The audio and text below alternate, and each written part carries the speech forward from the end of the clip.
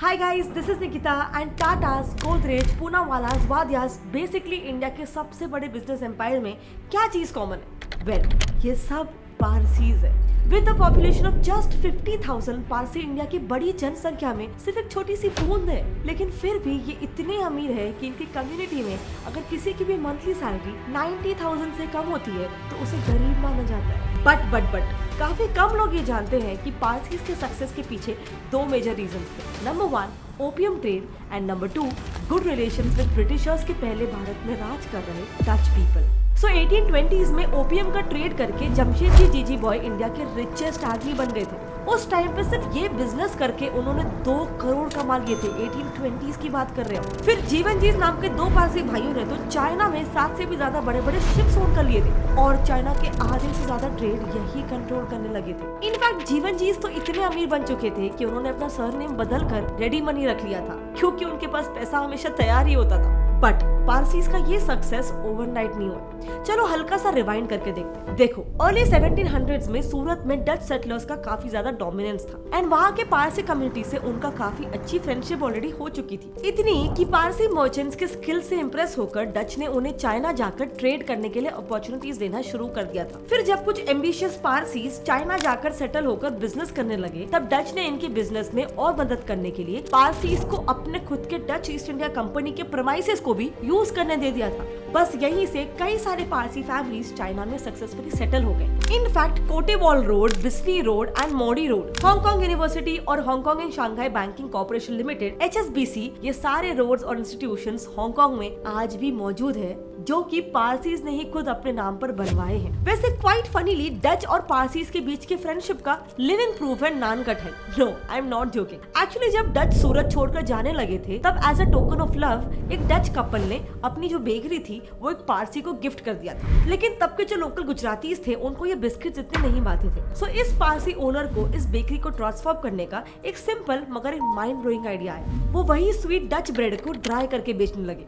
और क्योंकि फारसी यानी कि पर्शियन में ब्रेड को नान कहते हैं और बिस्किट को खटाई बोलते हैं, तो उसका नाम रख दिया उन्होंने नान खटाई। एंड ये इतना हिट हुआ कि आज तक पूरे इंडिया में इसका इतना ज्यादा क्रेज है। बट वेट, आई नो आप सोच रहे हो कि यहाँ पे ओपियम कहाँ पे आया। वेल, ये पिक्चर में आया जैसे ही ब्रिटिशर्स इंडिया में आए। देखो, तब तक बहुत सारे पारसीज गुजरात से मुंबई ऑलरेडी मूव हो चुके थे। इनफैक्ट गुजरात से मुंबई आने वाले पहले पारसी थे दोराबजी नाना भट्ट। अब पहले तो ये यहाँ पर ऑलरेडी सेटल्ड पोर्चुगीज लोग जो थे उनके मैनेजर्स का काम करने लगे, लेकिन फिर जैसे जैसे ब्रिटिशर्स मुंबई में आने लग गए, तब दोराबजी इनके लिए कलेक्टर का काम करने लग गए। अब दोराबजी जो थे वो अपने स्किल्स में बहुत ज्यादा अच्छे थे, तो धीरे धीरे वो ब्रिटिशर्स की भी आंखों में आने लगे। इनफैक्ट दोराबजी तो बस एक एग्जाम्पल है। पारसीज इन जनरल ही अपने स्किल्स और लिटरेसी की वजह से ब्रिटिशर्स की नजर में खास बन चुके थे।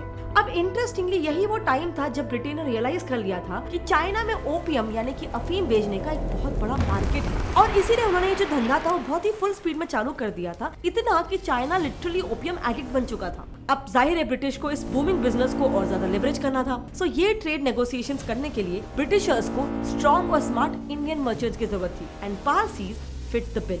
देखो, एज यू नो, काफी सारे पारसीज तो ऑलरेडी डच के टाइम से ही मुंबई में सेटल थे एंड बाकी पारसीज बॉम्बे पोर्ट के थ्रू चाइना ऑलरेडी जाने लगे थे।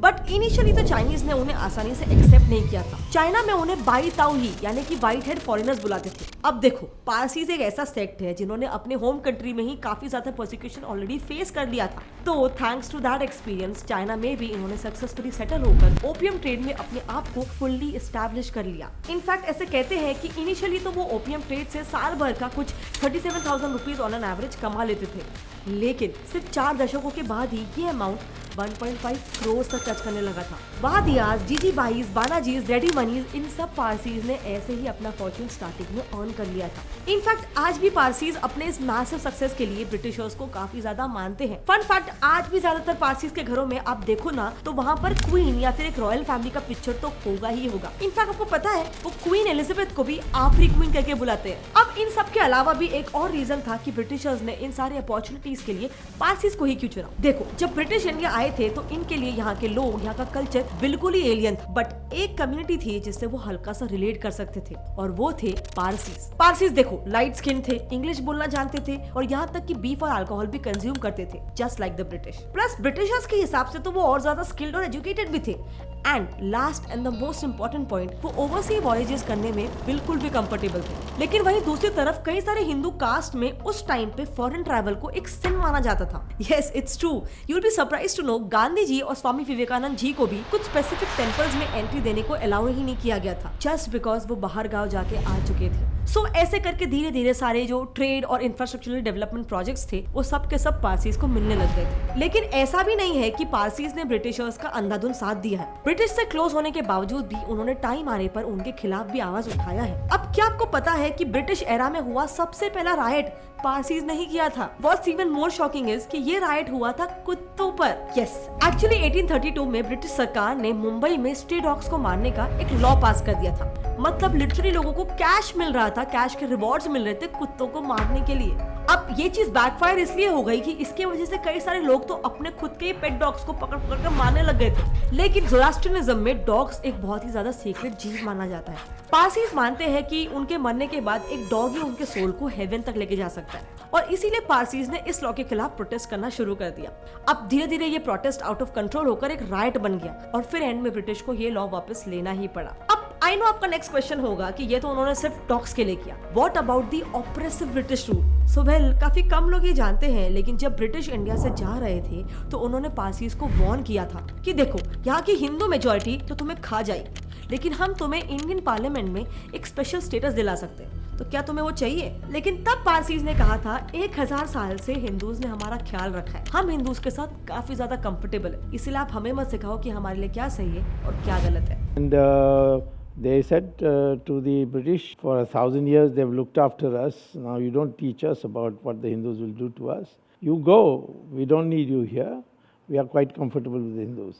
एंड इसीलिए अगर आप आज भी देखोगे, पारसीज इंडिया में बहुत ज्यादा सेफ फील करते हैं, which I think is a very good sign of Indian secularism. But चलो, अगर आज की बात करें तो रिसेंटली एक इंटरनेशनल पोल में पिछले 100 साल के सबसे ज्यादा जेनरस और चैरिटेबल लोगों को रैंक जब किया गया था, तब उस लिस्ट में नंबर 1 थे जमशेदजी टाटा। एंड टाटाज आज भी ये ट्रेडिशन कंटिन्यू कर रहे हैं। रतन टाटा अपने इनकम का 60% तो सिर्फ चैरिटी को दे देते हैं। पैंडेमिक के दौरान जहाँ पे कंपनीज अपने एम्प्लॉइज को फायर कर रही थी, वहीं पे टाटा स्टील ने कोविड की वजह से मारे गए अपने एम्प्लॉइज के सैलरीज को कंटिन्यू रखा था। इसके अलावा सीरम इंस्टीट्यूट के फाउंडर आदर पूनावाला ने तो ऑक्सफोर्ड यूनिवर्सिटी तक को पैंडेमिक के दौरान वैक्सीन बनाने के लिए 500 करोड़ डोनेट किया था। और पास में भी देखा जाए तो जीजी बॉय जी ने अपने पूरे जीवन भर में 2.5 लाख यूरोस डोनेट किए हैं, जिसकी वैल्यू आज के दिन में कुछ 100 करोड़ होगी। So all these are Parsis and all of them do heavy donations. अब ये कोई कोइंसिडेंस नहीं है, एक्चुअली इसकी प्रेरणा उनके रिलीजन ज़ोरास्ट्रियनिज्म में ही दी जाती है। ज़ोरास्ट्रियनिज्म में पॉवर्टी यानी कि गरीबी को एक ईवल यानी कि बुराई के फॉर्म में माना जाता है, और इस बुराई को जड़ से मिटाना हर पारसी का धर्म होता है, और इसी की वजह से फिलैंथ्रोपी उनके कल्चर का एक बहुत अहम हिस्सा बन चुकी है। आपने वो पॉपुलर सेइंग तो सुनी ही होगी, पारसी दाई नेम इज चैरिटी, यानी पारसीज तुम्हारा नाम ही चैरिटी है। इनफैक्ट आप लोग को तो पता ही होगा, पारसीज डेड बॉडीज ना क्रिमेट करते हैं और ना ही बरी करते हैं, बट वो डोक्यूमिनाशी यानी कि स्काई बरियल्स नाम की एक प्रथा को फॉलो करते हैं, जिसमें वो डेड बॉडीज को नेचर में डिस्पोज कर देते हैं, जहाँ पर वल्चर्स जैसे स्कैवेंजिंग बर्ड्स उसे धीरे धीरे खा जाते हैं। ना बिलीव इट और नॉट, बट ये भी एक टाइप की चैरिटी ही है।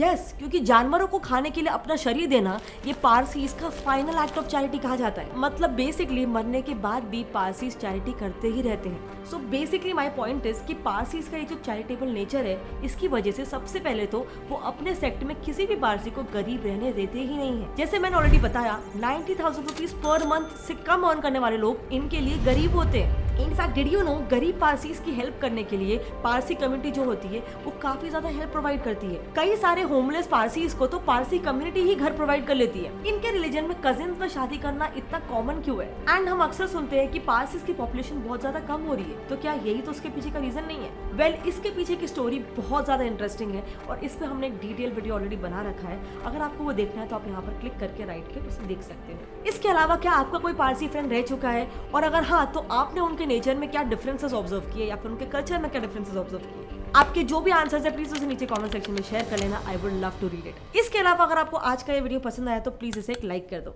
जय हिंद।